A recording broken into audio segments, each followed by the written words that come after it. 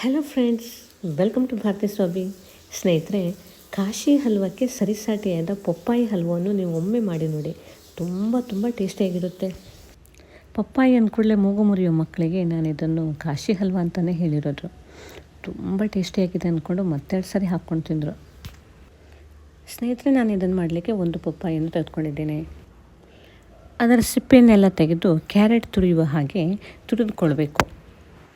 ಸ್ನೇಹಿತರೆ, ಇದರ ಹಲ್ವ ಮಾಡೋದು ತುಂಬ ಈಸಿ, ಯಾರು ಬೇಕಾದರೂ ಮಾಡ್ಬೋದು.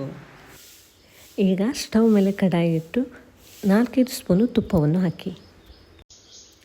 ಇಷ್ಟರೊಳಗೆ ನೀವು ಗೋಡಂಬಿಯನ್ನು ಬಿಡಿಸಿಟ್ಕೊಂಡಿರಬೇಕು. ಹಾಗೆ ಬೇರೆ ಯಾವುದೇ ಡ್ರೈ ಫ್ರೂಟ್ಸ್ ಇದ್ದರೂ ಕೂಡ ಅದನ್ನು ತೆಗೆದಿಟ್ಕೊಂಡಿರಿ. ಅವುಗಳನ್ನು ಈಗ ಈ ತುಪ್ಪದಲ್ಲಿ ಹಾಕಿ ಚೆನ್ನಾಗಿ ಫ್ರೈ ಮಾಡಿ. ಸ್ನೇಹಿತರೆ, ಇನ್ನೇನು ಕ್ಯಾರೆಟ್ ಹಲ್ವ ಮಾಡಿದಂತೆ ಅಂದ್ಕೊಂಡು ವಿಡಿಯೋವನ್ನು ಆಫ್ ಮಾಡಿಬಿಡಿ. ಆ ಥರ ಮಾಡಲಿಕ್ಕೂ ಕೂಡ ಹೋಗಬೇಡಿ. ಕ್ಯಾರೆಟ್ ಹಲ್ವಕ್ಕೆ ಸೇರಿಸುವ ಎಲ್ಲ ಇಂಗ್ರೀಡಿಯೆಂಟ್ಸನ್ನು ಇದಕ್ಕೆ ಸೇರಿಸಬಾರ್ದು.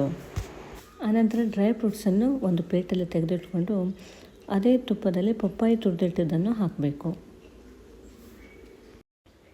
ನೋಡಿ, ಈಗ ತುಪ್ಪ ಎಲ್ಲ ಪಪ್ಪಾಯಿ ಎಸಳುಗಳು ಕೂಡ ಟಚ್ ಆಗುವ ಥರ ಫ್ರೈ ಮಾಡಿ. ಆನಂತರ ಕಡಾಯಿಯನ್ನು ಮುಚ್ಚಿಡಿ. ಸ್ಟವನ್ನು ಮಾತ್ರ ನೆನಪಿನಿಂದ ಲೋ ಫ್ಲೇಮ್ನಲ್ಲೇ ಇಟ್ಕೊಂಡಿರಿ. ಸ್ನೇಹಿತರೆ, ನೋಡಿ, ಮುಚ್ಚಳದ ಮೇಲೆ ನಿಂತಿರೋ ಹಬೆಯ ಬಿಂದುಗಳನ್ನು ಗುರುತಿಸಿ. ನೋಡಿ, ಈ ಒಂದು ತೇವಾಂಶದಿಂದಲೇ ಈ ಪಪ್ಪಾಯಿ ಪೀಸ್ಗಳು ಚೆನ್ನಾಗಿ ಬೆಂದಿರುತ್ತೆ. ಆದ್ದರಿಂದ ನೀವು ಮತ್ತೆ ಅದಕ್ಕೆ ನೀರನ್ನು ಸೇರಿಸುವುದೇ ಬೇಡ. ಕ್ಯಾರೆಟ್ ಹಲ್ವ ಮಾಡುವಾಗ ನಾವು ಹಾಲನ್ನು ಹಾಕ್ತೇವೆ, ಆದರೆ ಪಪ್ಪಾಯಿಗೆ ಮತ್ತು ಹಾಲಿಗೆ ಸರಿ ಬರಲ್ಲ. ಆದ್ದರಿಂದ ಹಾಲನ್ನು ಕೂಡ ಇಲ್ಲಿ ಅವಾಯ್ಡ್ ಮಾಡಬೇಕು. ಸುಮಾರು 1 ನಿಮಿಷ ಹಾಗೆ ಮುಚ್ಚಿ ಬೇಯಿಸಿ. ಈ ಮಧ್ಯೆ ಬೇಕಾದರೆ ಮುಚ್ಚಳ ತೆಗೆದು ನೋಡಿ, ಪಾತ್ರೆ ತಳ ಹಿಡಿದಿಲ್ಲ ಅನ್ನೋದನ್ನು ಖಾತ್ರಿಪಡಿಸ್ಕೊಳ್ಳಿ. ಆದ್ದರಿಂದ ಇದನ್ನು ಮಾಡಲಿಕ್ಕೆ ನೀವು ದಪ್ಪ ತಳದ ಕಡಾಯಿಯನ್ನೇ ಆರಿಸಿಕೊಳ್ಳಿ. ನೋಡಿ ಫ್ರೆಂಡ್ಸ್, ಈಗ ಪಪ್ಪಾಯಿ ಎಸಳುಗಳು ಚೆನ್ನಾಗಿ ಸಾಫ್ಟಾಗಿವೆ. ಸೊ ನಾನೀಗ ಇದಕ್ಕೆ 2 ಕಪ್ಪು ಸಕ್ಕರೆಯನ್ನು ಸೇರಿಸ್ತಾ ಇದ್ದೇನೆ.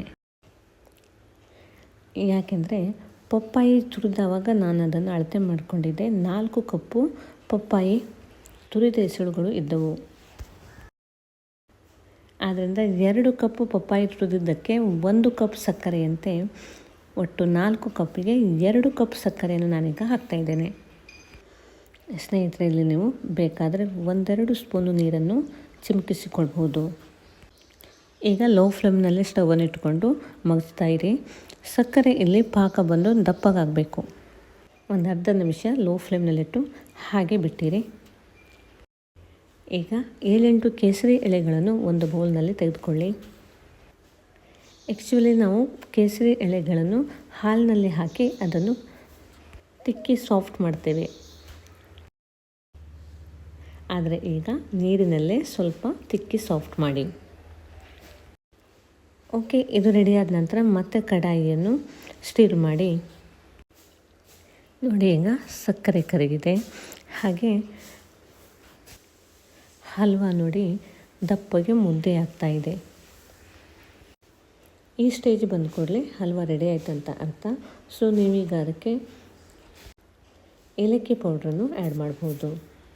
ಫ್ರೆಂಡ್ಸ್, ಈ ಹಲ್ವ ತುಂಬ ಡೆಲಿಷಿಯಸ್ ಆಗಿರುತ್ತೆ.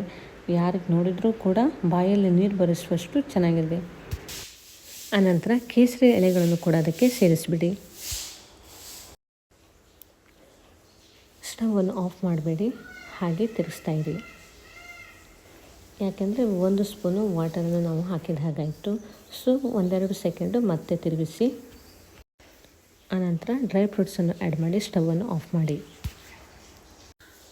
ನೋಡಿ ಫ್ರೆಂಡ್ಸ್, ಈಗ ಘಮಘಮಿಸುವ ಪಪ್ಪಾಯಿ ಹಲ್ವ ರೆಡಿ ಆಯಿತು.